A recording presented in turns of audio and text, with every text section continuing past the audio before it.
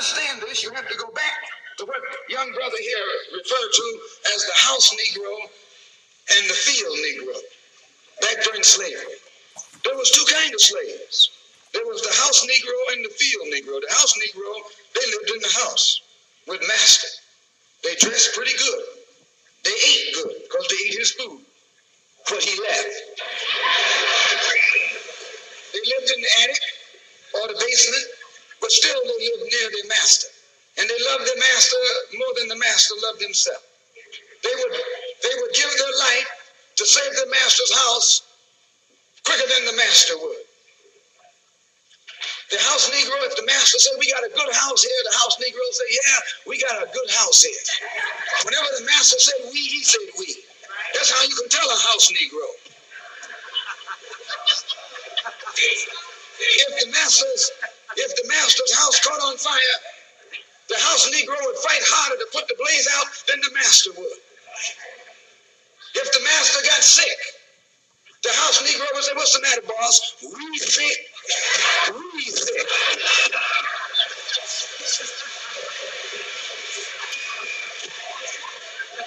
He identified himself with his master more than his master identified with himself. And if you came to the house Negro and said, let's run away, let's escape, let's separate, that house Negro would look at you and say, man, you crazy. What you mean separate? Where is there a better house than this? Where can I wear better clothes than this? Where can I eat better food than this? That was that house Negro. In those days, he was called a house nigger. And that's what we call him today because we still got some house niggers running around here.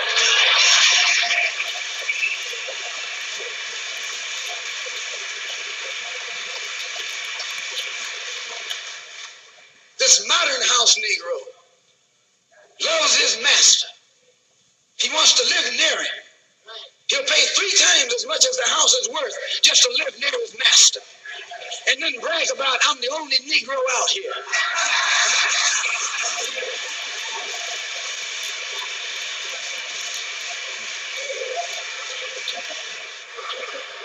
I'm the only one on my job. I'm the only one in this school. You nothing but a house Negro. And if someone come to you right now and say, let's separate, you say the same thing that the house Negro said on the plantation. What you mean separate? From America? This good white man? Where you gonna get a better job than you get here? I mean, this is what you say. I ain't left nothing in Africa. That's what you say while you left your mind in Africa.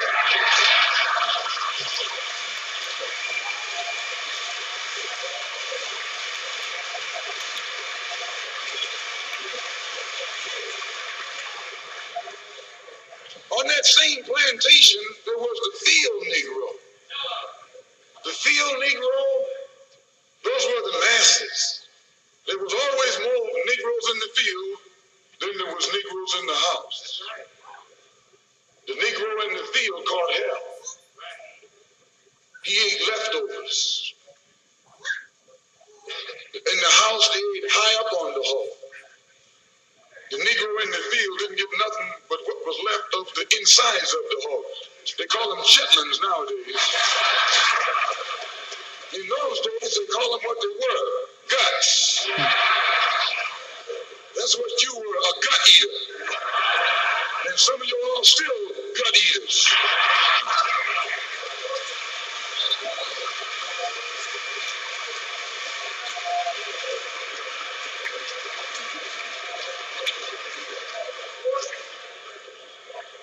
The field Negro was beaten from morning till night.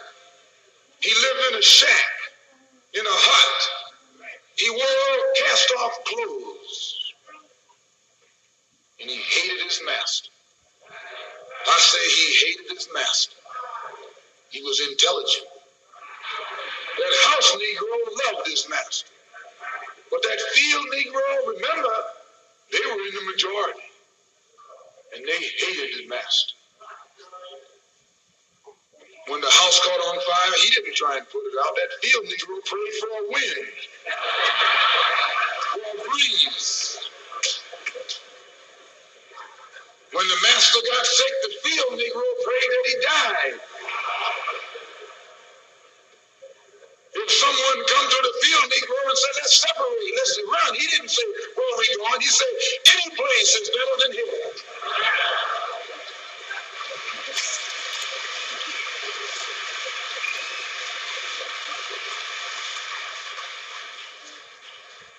You got field Negroes in America today.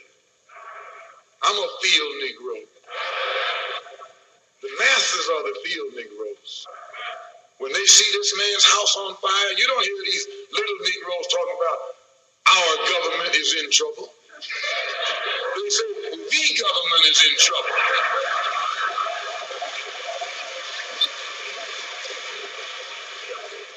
Imagine a Negro, our government. I even heard one say our astronauts. They won't even let him near the plant. And our astronauts, our Navy, that's a Negro that's out of his mind. That's a Negro that's out of his mind. Just as the slave master in that day used Tom, the house Negro, to keep the field Negroes in check, the same old slave master today has Negroes who are nothing but modern Uncle Toms, 20th century Uncle Toms, to keep you and me in check, keep us under control, keep us passive and peaceful and nonviolent. That's Tom making you nonviolent. It's like when you go to the dentist and the man is going to take your tooth. You're going to fight him when he starts pulling. So they squirt some stuff in your jaw called Novocaine to make you think they're not doing anything to you. So you sit there and because you got all that Novocaine in your jaw, you suffer peacefully.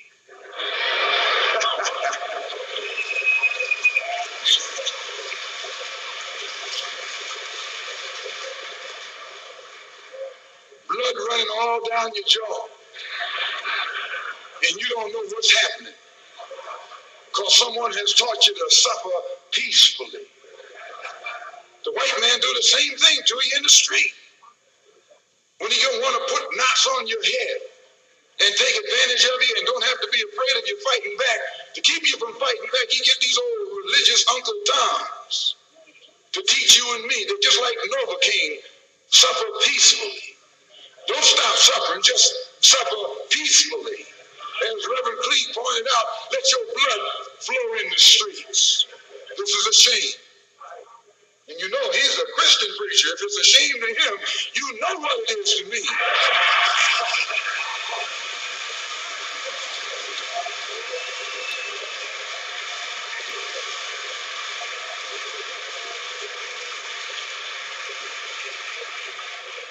There's nothing in our book, the Quran, as you call it, Koran, teaches us to suffer peacefully.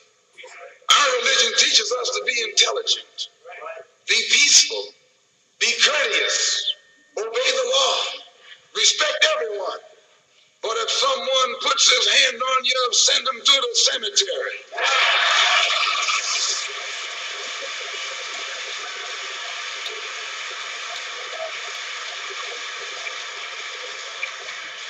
That's a good religion. In fact, that's an all-time religion.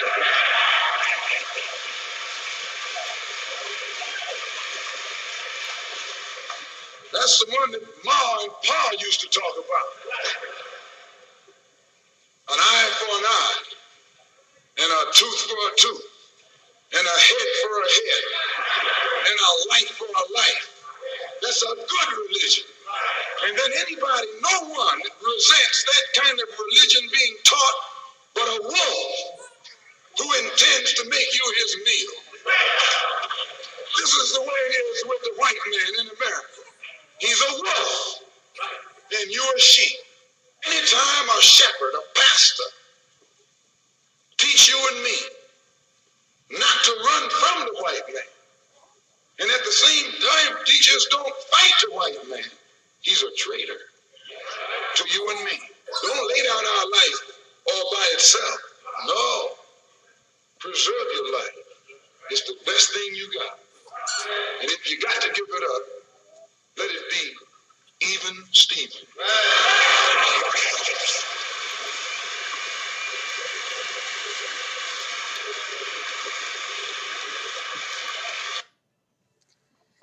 All right, guys, I let y'all listen to Brother Malcolm X speech the first 10 minutes to 21 seconds. I was going to play the whole 23 minutes in one segment. Later on at the end, I'll play the rest of the 12 minutes. But I want to elaborate on his concept that he used with the tooth, also his parables that he used in his speech. And also, I want to quote that he said the Quran does not teach, I guess, suffer peacefully. It doesn't teach to be passive. Well, do the Holy Bible teach the same thing? Yes, the Word teaches the same thing. Why do you think the Quran is very similar to the 5 first books of the Bible, the law, the Leviticus? Why? Have anybody ever asked themselves? I know some of y'all are intelligent enough and have already answered these questions, found the knowledge, and y'all do know.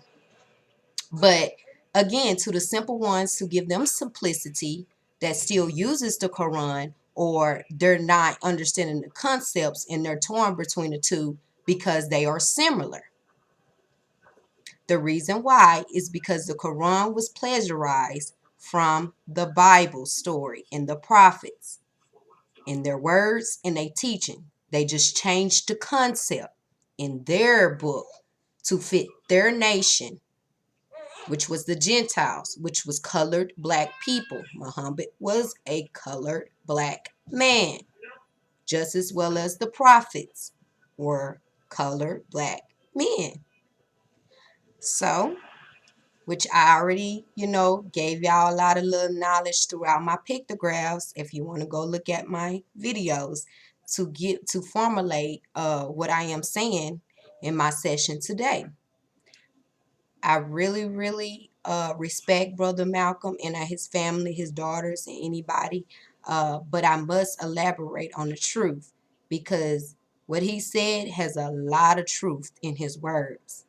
But I want to take it back to the biblical narrative where it was formulated from to give the simplicity of the religious mindset, the spiritual mindset, the difference of the war, spirit and flesh. I titled this session, my recorded session, Abortion. Is the family structure destroyed for a reason? I'm just going to get right into my instructions because I don't really care to, I guess, speak knowledge or get inside the petty arguments of the world based on this subject. I may give a little bit of insight on that, but I'm going to give you the full understanding of the Father's law and why it was so important for us to keep our law that was given to us when He brought us out of Egypt. Okay, so first I'm going to start off with Mother Wisdom scripture. Proverbs 28:9. He that turneth away his ear from hearing the law, even his prayers shall be a abomination. What is she talking about? What law is she talking about? These are questions that one must ask themselves when they read this scripture. He that turneth away his ear from hearing the law, even his prayers shall be abomination. So let's go to first the Leviticus law concerning sexual relationships. Laws of sexual sin. Leviticus 18. And the Most High spoke unto Moses, saying, Speak unto the children of Israel, and say unto them, I am the Most High your God. After the doings of the land of Egypt, whereas ye dwelt, shall not do, and after the doings of the land of Canaan, whither I bring you, shall ye not do, neither shall ye walk in their ordinance. Ye shall do my judgments and keep my ordinance, to walk therein. I am the Most High your God. Ye shall therefore keep my statutes and my judgments, which if a man do it, he shall live in them. I am the Most High. So again, the mother spoke, which she is the instructor. The father is the constructor. She says he is male. In the grammatical order in Hebrew, he is considered talking to males. Just like he just stated, if a man do, he shall also live in them. Meaning, do not just do, but live in it. So now we see the connection between mother wisdom and the father. They both said the same thing. They're in agreements to their law and their commandments. The nakedness of thy father, or thou nakedness of thy mother, shalt thou not uncover. So what are they saying when they says thou shalt not uncover? They're talking about nakedness. When you don't have these clothes on, you are naked, right? Your temple is showing. Your private parts, your most private things of your flesh is showing. Same way when you have sex, you take off your clothes, right? The fruit that was in the beginning, you take off your clothes, right? Who has sex with the clothes on? That's the concept. So now I'm giving it to you raw and uncut. When you take off your clothes, you are now naked. The purpose of them telling the men this is because it is a structure that they wanted the man to live in. It is instructions into taking that fruit. We all know we got here because of what? The first man and woman did not do it the right way. Sin entered. It's the same concept through all these centuries and thousands of years that we seem to not understand what is the root, the fruit, what the serpent gave us knowledge of before it was time for us to know. But the Father still had grace and covered Adam and Eve before they left the garden. Thrown out. Okay, y'all already know that basic story, so I don't have to go in detail. For the simple ones, I don't, that's the simplicity I can give you far as that. You can go in Genesis and read about that part. All right, so I'm only making this clear because I'm finna get into the whole thing. But uncover means to have sex. You're uncovering the nakedness. Men are not to uncover a woman nakedness. This is the Leviticus law, which is above the law of Moses. But as you see, we're going to even go to Moses backing up the same thing.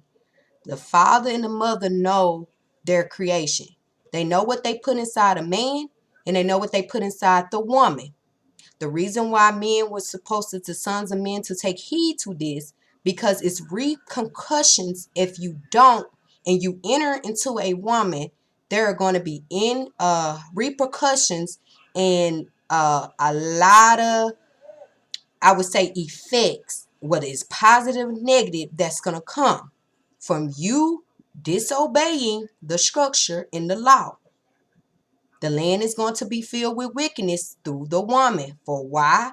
You're finna see why it was important to keep this law, particularly the sons of men.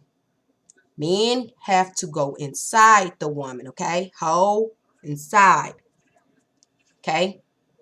Just for y'all simple ones that cannot understand your body and your physicalness in this physical world that you live in, I'm breaking it down to the simplicity so we can stop the confusion in our nations and that we can get in control of these tongues and in control of our actions, because it is serious consequences and it also is dangerous for those who continuing to walk in this way, especially the sons of men, and not checking their own behavior. So let's go back. I'm on verse 7. The nakedness of thy father or the nakedness of thy mother shalt thou not uncover. She is thy mother. Also is protecting against incense, whatever they call it now. It's so hard to say it with this English tongue. He's also giving this in the spiritual sense, from the sin of incest. Okay, so you shouldn't go inside your mother womb either. This is physical as well. So not only is he speaking against that, he's speaking against a woman, period. He's going to break it down to the lowest level so no man can be confused on the law concerning how they relate to the woman in a sexual way. Thou shalt not uncover her nakedness. The nakedness of thy father's wife shalt thou not uncover. It is thy father's nakedness, meaning that is your father's wife. A son is not supposed to go inside of his father's wife. Okay, see how he's warning against this. These are also incest. Is the whole law was built for us to not be in sin like the Egyptians and the heathens that practice this. This is how they keep their bloodline. And also why they have become abomination to the earth. Because they done it on a physical plane. Yes, this exists. Evenness exists. He wouldn't been speaking against this if this was not happening. This has been happening since Adam and Eve took the fruit. So can't nobody tell me this don't exist. This do exist. Evil do exist. People have sex with their mothers. People have sex with their this stuff exists. And I know y'all know this. To the ones that able to be truthful with themselves and truthful with what they see behind closed doors and everything that counts, they know. But I'm here to get us back from focusing so much on that. But I'm giving an understanding to those who never read the law, that believed the religious leaders, believed anybody who came to you and said, no, you ain't got to obey that no more. The law was done away with because Jesus died, or Yeshua died, or Yeshua died, whatever name y'all want to call him. Christ died. So we don't have to obey the sexual laws anymore. Every brother platform I've heard have spoken that has risen up in the truth, even their tongues, they have said themselves that the law is not done away with. So now that I have got on record and that the tongues that they have spoke out their own mouths would be a witness to them, that they have understood that the law is not done away with. So if they understand that the law is not done away with, then I'm reading for the law that Mother Wisdom directed me to. Now, a lot of them have done this. Just being honest. The same ones out there preaching religious in the Christian church or in Islam. I don't even care what title or man presents himself of any religious form. He's a man first. You are a man first. So when I deal with it, I'm dealing with the man first. I'm not dealing with Islamic or whatever titles you hide yourself behind. Because the Most High didn't say, tell this to Islam, to the Muslims, tell this to the Christians, tell these to the Buddhists. He didn't say tell that to none of those titles. He said to the children of Israel, the sons of men. Speak this to them. Let them know what they are partaking of. Let them know what's covenant they are signing themselves up. And I'm going to hold them accountable to this covenant on this day. So why are y'all mad and warring against the Father? Because you are in this situation. But he told you what was going to happen. He told y'all. It's no secret. Everybody got a Bible just about to have came across the Bible in the whole wide world. That's why nobody ain't gonna be able to say nothing in judgment, because guess what? He went through the Gentiles to get it done. He went through us to get it done. He went through the world within the spirit. She was there doing all this work. So it won't be no confusion that nobody haven't heard the law.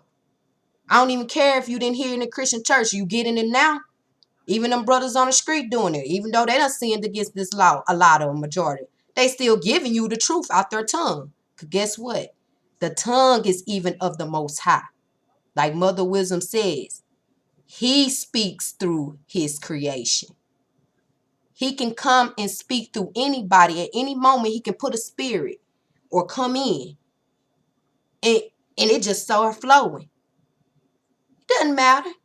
And can the sons of men be forgiven for doing this to women? If y'all have done this, yes, you can be forgiven. But I must warn you, certain things are abomination. You know, certain things, I mean, I can't say that because I don't want to get an answer to that, because I ain't trying to steer nobody back off and make it worse. So I'm going to just leave that was it. You can, but know that I'm just speaking the law right now. I'm going to get back to that.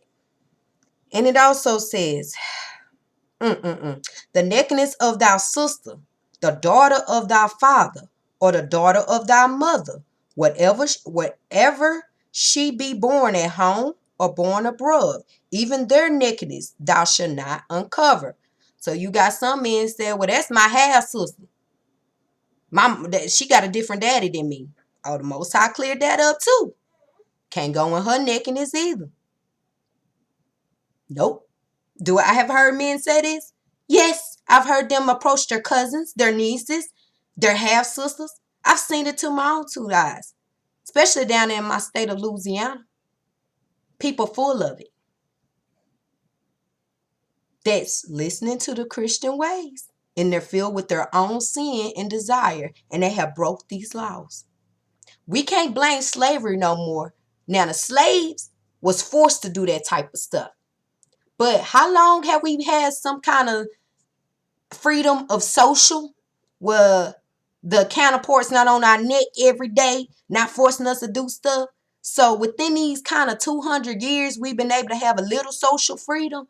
The Most High allowed it for a reason. Why? Why did he allow us to have a little freedom?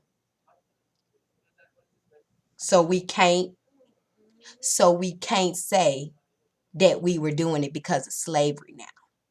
Now it's no excuses, because he have let the oppressors bag up a little bit. We're still under their construct, but the social part, we're not in shacks. We're not in plantation. More like prison now.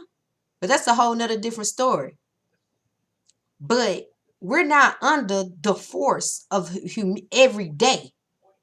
For the past couple 100 years, we haven't. We have had some type of social, order we can go about. And why? Because the Father is going to have no excuses on Judgment Day to why. And this includes myself. But I am giving it all to y'all, raw and uncut, because I can't sugarcoat it no more. It has to be said, because I don't see anybody on their platforms actually speaking the law. Everybody is using their own tongues of speech to just formulate stories and offer the stories, and you're not giving any guidance or any I would say directness to your words to get the people to see what you're talking about. So what are you talking about? So when the prophets and the prophetess spoke, they spoke directly, authority, to get the children of Israel to understand the danger. They did not sugarcoat it, water it down, and put lies in it. They went straight to the word. They spoke it. All right, can you get mad at Shai? I'm speaking Leviticus 18. This is what it means. Okay? This is what it's supposed to be, your guide. So when you're speaking and you're saying you're a prophet or prophetess, but yet you're coming off as I would say ignorant, I would say, more of lacking understanding and not actually giving the people the word itself and letting that judge them completely. Why? Because a lot of them have done this and they're not going to give that, because guess what? It shouldn't be a problem if you repented from these things anyway. So why not give it full, uncut, and raw? Not saying everybody is. I'm sure there's a few that's sticking straight to the word, dealing with the word, not formulating, going to all other books, just giving the people the word, the law, and letting it speak, putting it out there that they need to be cautious of what they're actually saying and doing. But if you got somebody that ain't going to the law, ain't saying nothing, but they're propping themselves up as if they're speaking for God, because speaking for God tells you it's correction. It's a tongue of correction. It's a tongue of discipline. It's not a tongue of lax because you're scared of someone else's opinion about it. I don't care how anybody view me for being a woman and actually going to the law, because this law was also supposed to protect me as a woman. So I have a right to go to my father's law that was created for my protection and correct the men that's walking in error, but yet saying they are called by the Most High. This is how the Most High deal with the sons of men. So I'm not gonna let nobody make his image be as if it's effeminate or it's lax or it's just compromising. He doesn't compromise his own law. And he's not going to even do it for his own creation, his own sons of men. So, world, that tells you something, the other nation. He ain't doing it for his own children. So, that's even more dangerous for you to understand. But even more so for us, too, because we are bound by this covenant. As a nation, we chose this God and we are bound by his words and his law. Why get mad? I'm not mad. And I've been defiled from this men that have not obeyed this. I have in my life. So I'm not going to sit here and act like this ain't real or this hasn't happened. And to me and a lot more women and a lot more men have operated in this. Some, not all. I'm not going to say it's all, because some of y'all do have, but yet y'all went back. Y'all didn't go too far. Y'all got a wife. You doing it. I ain't getting, those cases is too. But for the ones I made this video for is the ones that's choosing and the ones that's actually ground persecuting and so easy with their tongue, and they're not even understanding where did it start? Where did it start? And what is the solution? Okay? So it even says the nakedness of thy father's wife, daughter, begotten of the father, she is thy sister. Thou shalt not uncover her nakedness. Thou shalt not uncover the nakedness of thy father's sister. She is thy father's near kinsman. Thou shalt not uncover the nakedness of thy mother's sister, for she is your mother's kinswoman. Thou shalt not uncover the nakedness of thy father's brother. Thou shalt not approach to his wife. She is thy aunt. Thou shalt not uncover the nakedness of thy daughter-in-law. She is thy son's wife. Thou shalt not uncover her nakedness. Thou shalt not uncover the nakedness of thy brother's wife. It is thy brother's nakedness. Thou shalt not uncover the nakedness of a woman and her daughter. Neither shalt thou take her son's daughters or her daughter's daughters to uncover her nakedness, for they are her near kinswomen. It is wickedness. You see, we are verse 17. The father had to go this deep with the sons of the men. This deep. Oh, he's finna continue to go. Why do he got to keep going? He's named anything of what a woman or any type of such a ant, dog. He going all through the whole line of the bloodline or what not to do. Okay. Verse 18, and he shouldn't have to. This should have been, it should have been simply understood. But however, we have simple ones in the earth, as Mother Wisdom said.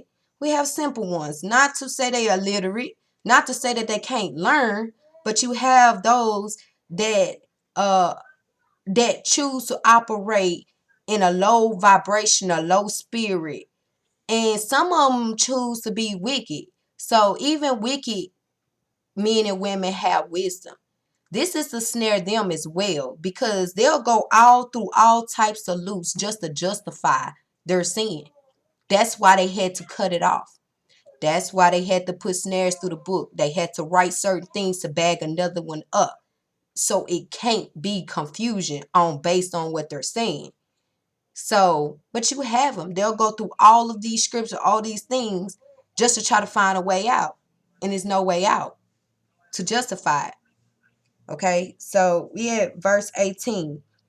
Neither shalt thou take a wife to her sister, to vex her, to uncover her nakedness, besides the other in her lifetime. Also thou shalt not approach unto a woman to uncover her nakedness, as long as she is put apart from her uncleanness. Moreover, thou shalt not lie carnally with thy neighbor's wife, to defile thyself with her. Now let's go back to the commandment, what it says. Do not convey your neighbor's possessions. Thou shalt not commit adultery. Love thy neighbor as thyself. Now you seeing those words coming to your play, to your mind. All right. Let's go to verse 21. And thou shalt not let any of the seed pass through the fire to Moloch. Neither shalt thou profane the name of thy God. I am the Most High. Thou shalt not lie with mankind as with womankind. It is abomination. Neither shalt thou lay with any beast to defile themselves therewith. Neither shall any woman stand before a beast to lie down thereto. It is confusion. And another reason why he had to make this, because when Mother Eve took the fruit from the beast or whatever like that, which you can symbolize that as the woman taking the welfare, the system, what did they place her in, and all that. That's another subject. That's the symbolized meaning. But if you want to go back to the beginning, when the beast defiled her, the Most High also had to put a law inside this as well, because he understands still the curse that is placed on the woman from the beginning. See, he understands his way. It's his creation of man that needed a guidance, that's why he created the woman to understand his way, because they did not understand his way. That's why we were made to be here. Now, what happened was, like I said, the infiltrates or what happened to the woman at the beginning. And the Most High did, at the investigation of the work, he did find out the woman was the seed. Now, I'm not going to go into all what it could have been if Adam was there, all this other stuff that y'all go into. That ain't my place. I really don't care to. But just know that he has already told his sons and men, and he also told the daughters that this is the curse, this is what happened, and you were the seed. So any woman talking about they wasn't the seed that they know, yeah, we know what we know, but here's the point. We still disobeyed. That's why we're dealing with, okay? Because we knew. It didn't never say that Adam told her. She told the serpent, I'm not supposed to eat that. Yes, our body is wise. We were created to be complete. So a lot of things we know before we understand. Okay, we still have to grow. We still have to grow in our wisdom. Because we do know. We do know like the man know. Because we're part of him. But we have to grow with our understanding. Sometimes we can know more than they know. And how is this possible? Because some of us have matured farther in our wisdom. Because when a woman gives life, she has to be mature. She can start her period at 9 years old and get pregnant and have to be ready to be a mother at 9 or 10 years old if that happens, sir. That's why the Most High made her body more mature. That means her intellect, because she would have to raise children. It's an intellectual thing he did, okay? And our body. Okay, so that's why when some men don't understand, well, dang, how is it possible? Because that's why it's possible. But still know that you are knowledge. You are the form. You were supposed to be able to construct and keep going and keep going. You're supposed to be, able to do all that. I don't have to go into all that yet because I don't really want to. But I'm just saying, when it says in verse 23, that's why he had to put this in the law, is that neither shalt thou lay with any beast to defile thyself therewith, neither shall any woman stand before a beast to lie down thereto. It is confusion. Also to let us know as women not to make the same mistake that was in the beginning. Okay? It's kind of hard because some women have been raped, some women are forced to do, but see, the Most High know all that. So I don't have to go inside it. And then with women, I don't have to go into the depths of understanding and wisdom so much because they are that form. I can say this and they all understood right then and there. But when you say the law to some men, the first thing they're going to look at, you a woman, you don't have knowledge. I'm walking in there. You can't tell me. Okay, what do they got to do with the intellectual part of the Father's law that can be spoken through any mouth, whether it comes to a woman or man, for you to listen to? What do they got to do with what you just said? That's pride. That's arrogance. And it's foolish. It's very foolish to look at a person's flesh or gender and discard the message at all simply. But we can sit back all day and listen to a pastor, a preacher of a man, and just sit back. Even follow them sometimes. Some of them even support them. Got a lot of women that do that. And it's no problem. But soon as you take, the Most High take a woman and wants to put his spirit in and wants to exalt her on his own accord to get his message through, because maybe that's just what he wanted to do, to test you, test your heart to see where you at, just to see what you would do. You never know. So, but this is the curse. It's the curse, dealing with that, man, dealing with the arrogance, the pride of man. It's serious. Okay, verse 24. Defile not ye yourselves in any of these things, for in all these the nations are defiled, which I cast out before you. So now the Most High is clarifying, when he brought his children out of Israel, one particular generation at a time, he's clarifying that this is what the other nations was doing. So it's already understood, even in the beginning. It was already understood, okay, that this is what they do. And the land is defiled therefore. I do visit the iniquity thereof upon it, and the land itself vomit out of her inhabitants. Ye shall therefore keep my statutes and my judgments, and shall not commit any of these abominations, neither any of your own nation, nor any stranger that sojourneth among you. For all these abominations have the men of the land done, which were before you, and the land is defiled. Now he's saying the men before. This is the same reason why he had to destroy before.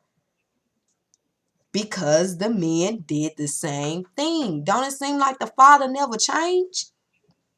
He been doing the same constructing since the beginning.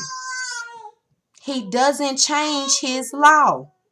The only thing you can do is get with it and obey it, or get cleaned off the earth. He can form another creation.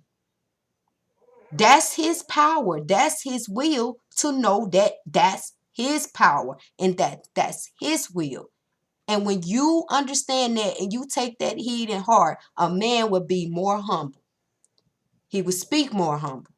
He would know to be in self-control. He would know not to say certain things. He would know this because he know that that is not his place. He is not the Most High himself. He's not trying to script the creator of his own will. That means he can't even work with you, through you, to be a lead. for the nation. He's only going to put humble and righteous, self-controlled men in his congregation that does that in front of him, not someone coming with no proud arrogance because of an image that they were formed in. He can make many Abrahams. Didn't Brother Yeshua say he can make many Abrahams from a stone? So if he's saying that, it's nothing to get clear walked off and your life took it from your words. Because Mother Wisdom already said death and life is in the tongue. So if we know that, we do better. So I'm going to finish this on out. So it says that the land spewed not you out also when ye defiled it, as it spewed out the nations that were before you. For whosoever shall commit any of these abominations, even the souls that commit them shall be cut off from among their people. Therefore shall ye keep my ordinance, that ye commit not any one of these abominable customs, which were committed before you, and that ye defile not yourselves therein. I am the Most High your God. So he is speaking to the children of Israel, particularly the sons of men. He says, if you live in doing this and obey not to go inside a woman before marriage, and if we gonna get to why I'm building this construct at, if you obey these teachings and keep this in mind when you are encountering a woman, okay, keep this law in mind. It's important, sons of men, to not defile the women, for if you do, the land is going to be filled with wickedness, meaning they're going to turn into harlots, bitterness, scornful. A lot of things gonna come because a woman was never created to have sex without emotional and spiritual connection. That's how he created us. You can't tell the Father he's wrong for how he created us. You are blaspheming against the Holy Spirit itself when you talk like this. You basically telling the Father he shouldn't created us to have this inside of us, to be with y'all, to coexist with y'all. It doesn't work like that. You have to follow his law so you won't be put in these situations, and that the women will not get out of control and rebel against you. Now the land is full of wickedness. Now you got nothing but harlots, adulterous, wicked.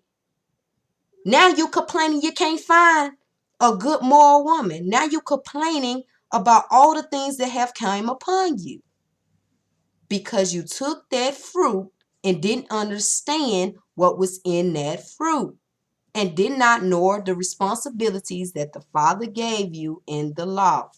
I'm going to get on you next, women, because y'all were not excluded from this. Just because the Father built off of his creation as a woman, he built the law and commandments around her as a protection. Now, can you lose your protection? Yes, you can. And I'm going to later on get how the woman lost it. What happened to her? Okay? Because I'm not making excuses for man or woman. When I get done, we all going to understand this as the simplest form it can get. Okay? Including myself. That's why I'm here. And it's so real that I'm putting myself in it. And I'm actually being the one to deliver the message and sit here to get it right. I'm not sugarcoating it for nobody. Nobody. I don't care. If you want to persecute me, want to kill me, you want to do whatever you want to do, I do not care, because this is going to be left for all to know that it has been spoken. Did you seek hard enough to find it? I don't know. If you came to it and you're listening, I thank you, because it may save your life. It may make you make a decision that can change in a second just because you took heed to some wisdom that I'm sharing with you guys, because I'm tired of it. I don't want to see it no more. I don't want to see it no more. I really don't want us to continue in this stuff. Like, seriously, it's getting out of control. The women are rebellious. It's to the point where I can't even talk to them as a woman. And sometimes I can't. Is that part. They are lost completely. Is it all the men fault? No. I'm not going to put that on the sons of men like it's all y'all fault. No, but what I'm starting at is the leadership. That's why I had to start it with y'all first, because y'all were the leaders. Y'all were supposed to take heed to this law. Now I'm going to get inside the women, so it won't be no misunderstanding. But the man was given the authority to lead, okay? Don't make the same mistakes as these prophets, forefathers, please. Because this time when he purge it, he's going to purge it. He's not going to slack like he never did when he destroyed the world before. He's not. You got to be ready and sure. This wilderness is a whole new. It's the same concept as Moses, but this is on a higher plane now that we got to get to. Okay? And we can't stay operating ignorantly no more. And we can't stop being compromising and, letting people just be like, I ain't going to say nothing because I don't want to hurt nobody's feelings, or, well, this. I don't care anymore. Because I'm still going to speak it to you in love and truth, but I'm not going to hold back on what I know is truth and what I need to build my concept on, which is my channel. In my channel, I'm dealing with the truth of wisdom and understanding. I'm not dealing with anything outside of that, for as a doctrine of a world base, a doctrine of religion, or a doctrine of whatever. I'm only strictly, my doctrine is good doctrine. It's only built upon mother wisdom and the Father's law. I accept the whole Holy Bible. I accept the Apocalypse. I accept all books, but however, I still construct off of the one way given. So I won't lose people, and I don't want to be the one to lead anybody's soul into damnation. I'm not going to do that. And if it costs me sometimes coming direct and it may hurt your feelings, women or men, I'm sorry, but I'm not changing my doctrine for anybody. It is built upon mother wisdom and the Father's law. I don't have a specific title or name for it. I'm only Shia. That's it. That's my channel. That's it. I'm only walking in my ordained purpose. That's it. That's all I'm doing. Anything outside of that, I got nothing to do with it. I ain't got nothing to do with no other titles, no other motives, of no other way, but the way that was given that we need to abide by. But however, I can agree with Christians on some levels. I can agree with the Muslims on some levels, the astronomies, the ones that believe, the atheists. I can agree to some of their concepts, or I would say perception, if it's being accurate with on the righteous fruits. Now, when it takes it out of there, then I can't deal with you. But I'm not going to say you're not my brother just because you're holding up a title that I don't agree with. You're still my brother, and I hope I'm still your sister. But I can only correct you, I can only rebuke you, and I can only hope that the Spirit, through my channel, through the way I live and the way I socialize with people, the way that I live my life until I'm called home, can bring some souls back to what is right, to what is morally right, something that humans have. We have that. We don't need, the belief was in ourselves. They put it in ourselves, our human form. We don't need such titles to cling to make us feel morally right. You are morally right as a human. You have to tap into your ability. You have to know that God made you, and that he loves you, and that you should love yourself. And he sets laws and commandments universally too. Not only did he do for his nation, but universally too, for all to coexist together without so many problems and destroying each other. But you got to know that. You got to find that in yourself. Ain't no world religion or organization or group of people or any doctrines other than mother wisdom, when she says I give you good doctrine, because they're one, she's going to always lead you back to the Father's law. Just like the Messiah, Yeshua, Yeshaya, whatever you want to name him, took you right back. They're all in agreements. So anything outside of they construct, because these are the creators of the world. And you can find them through all these religions and different, you can find them in the astrology. They don't even believe in nothing but, like the signs, the zodiacs, the construct of the universe. They study it. And some of their teachings is correct. But however, it don't matter how much knowledge we have about the creator or the creation, we still have to obey as living beings, spiritual beings, their laws and commandments. No one gets excluded because they have a whole bunch of knowledge. No one. So when we understand this basic concept, then we will learn how to cherish one another. We will learn to be more humble with one another. And we will learn to help on the basis of being genuine and not so much worried about what we can get from the next person and keep going. It's not all about that. So I'm now going to deal with the Leviticus 20. But I'm going to go to verse 10 because it says the penalty for committing sexual sins. Now, just like Brother Malcolm said, an eye for eye, tooth for tooth, he says in his Quran, where the whole book, first Leviticus and Deuteronomy, talks about the harsh judgment of the Father. It's an eye for eye and tooth for tooth concept. It is. Back then, they got stoned. They got put to death.